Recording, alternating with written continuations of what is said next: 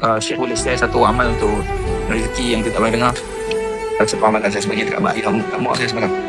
Dia sebagai selawat Syajaratul Nuqud dia panggil.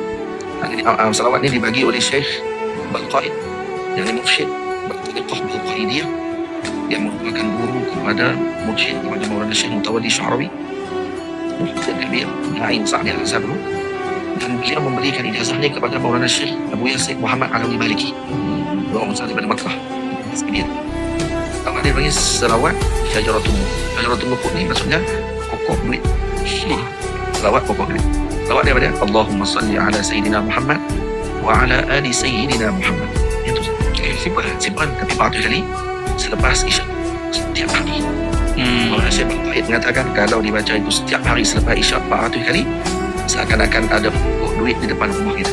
InsyaAllah rezeki tidak akan putus-putus. InsyaAllah.